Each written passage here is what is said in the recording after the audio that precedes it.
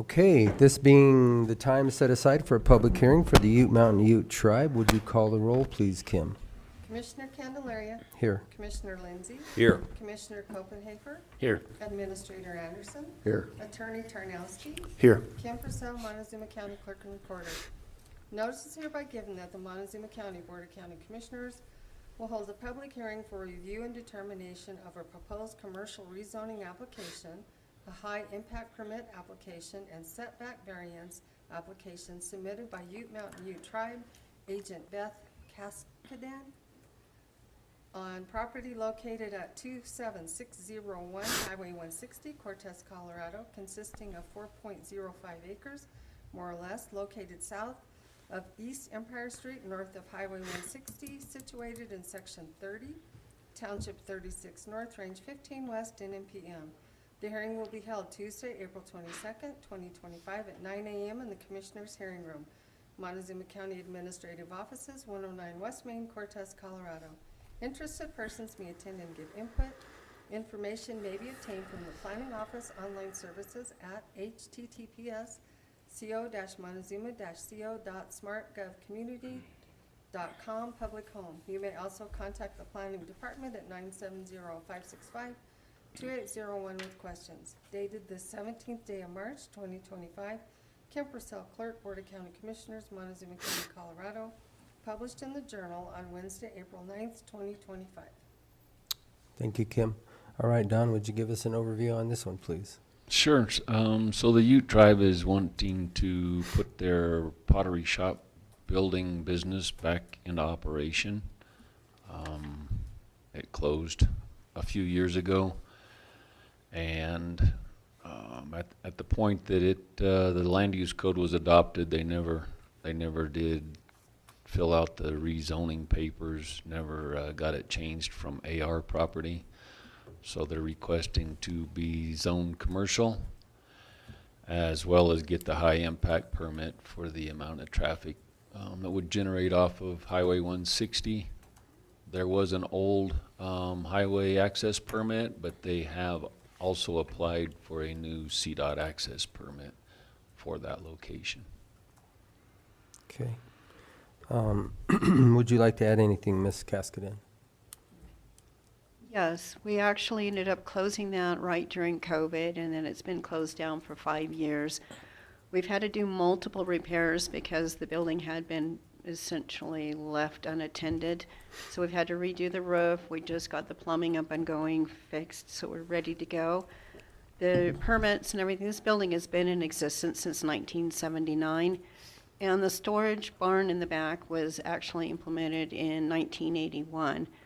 The tribe has been current on their taxes. The property taxes for this year are over $9,000. And so we have been maintaining current tax payments. In the taxes, which I understand is different from the planning, we're already listed as commercial retail and have been paying a higher amount. So this being here is to help align everything the way it should be. Okay. Commissioners, do you have any questions? Not this yet. time?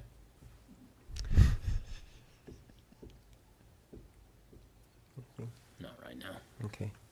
All right, well then, I will open this application up for public comment. Anybody wishing to speak for or against the application, please come forward, state your name and address for the record, and you may address the board at this time. Good morning to all. Need to state name and whom I represent. Okay, Howard Kame, last name K-A-I-M-E.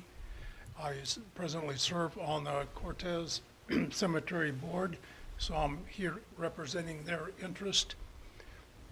For years, that property, Mesa Verde Pottery, now going to be occupied by the Ute Mountain Ute Tribe. We've been neighbors for years, and everybody's been very good neighbors. The representative from the Ute Mountain Tribe approached me just before the meeting and relieved our request, our concerns, which was if they're going to have an outside vendor, merchant area outside during the day. We were concerned about maybe the noise for people maybe having a funeral at that time at the cemetery. And we are advancing toward their property line that we share, our vacant land. We're converting more and more of it into cemetery plot sites. So at the planning and hearing, we addressed a concern about maybe the noise. We do understand that there is a noise decibel level, but it's still in regard, we'd like maybe a little more privacy between the two for funerals that are in progress. But like I say, a lady from the Ute Mountain tribe approached me just before the meeting and said that they are addressing that issue in the very near future. They are going to put up a fence, privacy fence, so that we will no longer need any more government intervention in the matter. So I appreciate you addressing our concerns, and so I'm would like to approve her proposal for the properly renewal in view of the fact that they are going to meet our concerns, and we're happy to see that building open again and occupied. And thank you for your time. Thank you. Thank you. Next.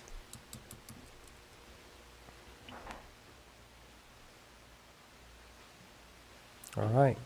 Seeing no further public comment, I'll close the public comment session of this application and bring it back to either our planner or Ms. Cascaden. Do you have any issues to address anything that he just stated? Or? No, he did address the fact that we had agreed to put the privacy fence up. I had also gone one step further at the planning meeting, that if they do have a funeral, if they let us know in advance, we can make sure that the outside area is closed during that time period out of respect. Okay. So we did try to address all of that prior. So we're looking forward to being able to open this. With the changes up in the federal level, we've lost several grants, which is really impacting the income for the Ute tribe, and we're trying to create economy for local here as well as the Ute tribe. Okay. Do you have anything else to add, Don? No, the project does include the tenant area in the parking lot. Mm-hmm. I don't know if you've noticed it, seen it driving by, but it's on the northwest corner there. Right. But it's isolated to the paved area. Yeah. Okay. Questions, commissioners? P&Z. They voted 4-1 to recommend it for approval.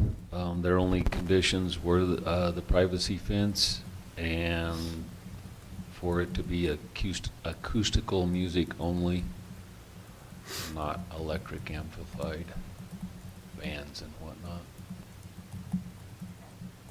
Okay. Is that 42.1 foot, is that to the irrigation canal? Or is that actually the boundary line, That the boundary line follows the canal. irrigation canal. follows the canal? Isn't there 2 easements out there for him? There's a canal There's on one the on other the side west. too, but it's off of the, Okay, Yeah. I don't know how close it is to their parking lot yeah. deal, but this one actually, we don't use anymore.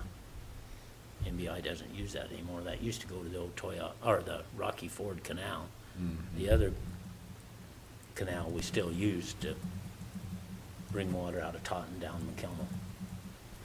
So it's still in use, Yeah. but this one, we haven't used it. It's been quite a while, since probably in the late 80s sometime. Hasn't been used since then, All right. but we, Any other questions? No, that's all I have. One thing I would just like to raise for the board, my understanding from my conversation with Don, and Don, just correct me if I'm wrong here, that canal is also the property line on that side, is that correct? That is correct. So in our land use code, there's a 50-foot setback typically for commercial buildings. And there's a couple of ways the board could treat this existing building that's 42 feet from the property line.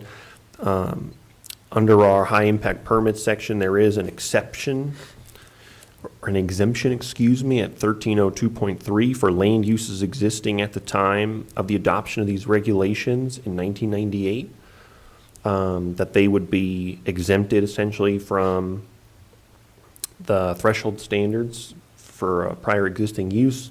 So the board could find that it was a prior existing use.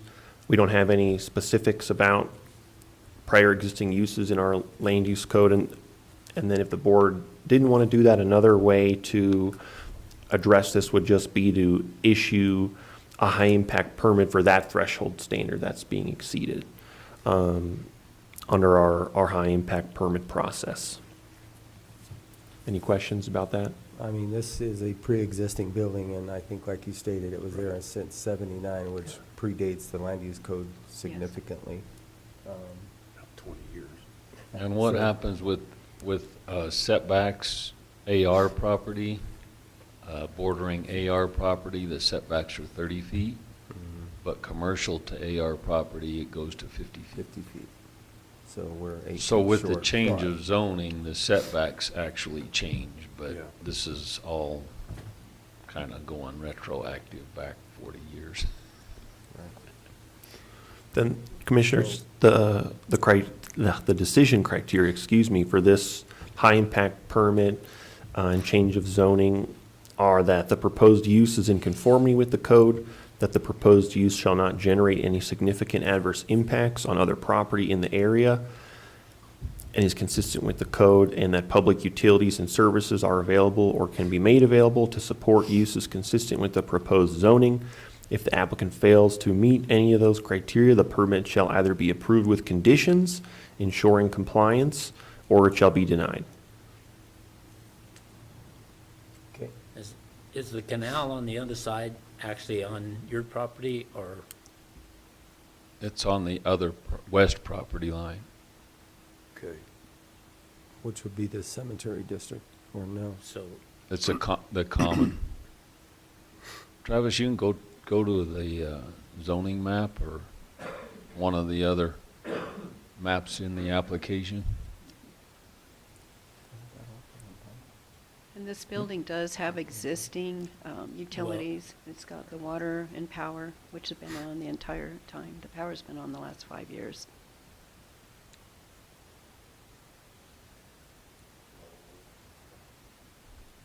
what concerns me is where you're gonna build the fence. If it's next to where that canal is, if that canal has to be cleaned, they have a right of way to go in there to clean that thing, so. If we need to, we can put a gate in or whatever we need to do to sit down with everyone to get Yeah, it done probably properly. need to get with the manager at MBI and check to see what they need to be able to get in to access that, Okay. because I know they've had some issues on up the canal Okay. recently, so. Do you know if there's a recorded easement there or not? Yes, there is. Okay. The privacy fence won't need to go all the way to the back of the property, just along the line where the cemetery is and where the line of sight for the building. So we could still allow access towards the back if that would make it easier.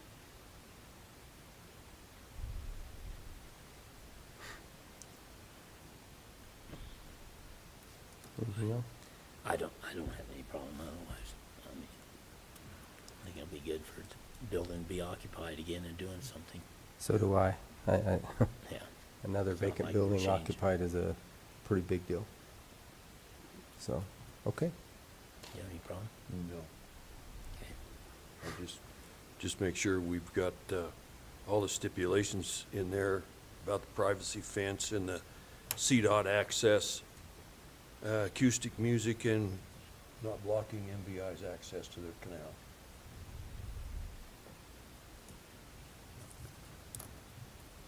I move to approve this high-impact permit application and setback variance application submitted by the Ute Mountain Ute Tribe on property located at 27601 Highway 160, Cortez, Colorado, consisting of 4.05 acres. We also need the rezoning. Yes, oh, yes. And- Please. And the proposed commercial rezoning.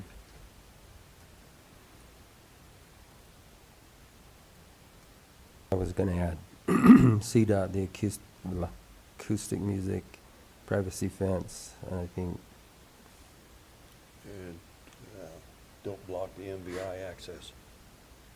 However, you need to work that out with well, MVI. if there's a deeded easement, Yeah, we can't do that anyway. well, I know, so. but just to make sure, because it's happened before. I'll second that.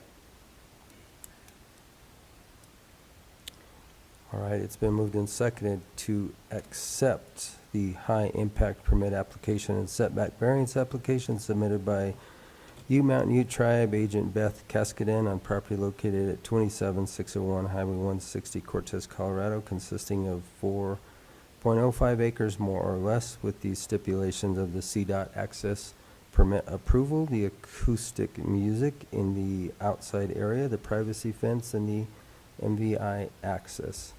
Is there any further discussion? No. All those in favor? Aye. Aye. Aye. Okay, ma'am, you are approved. Thank you. Good luck. Thank you. All right, thank you, and I'll close this public hearing.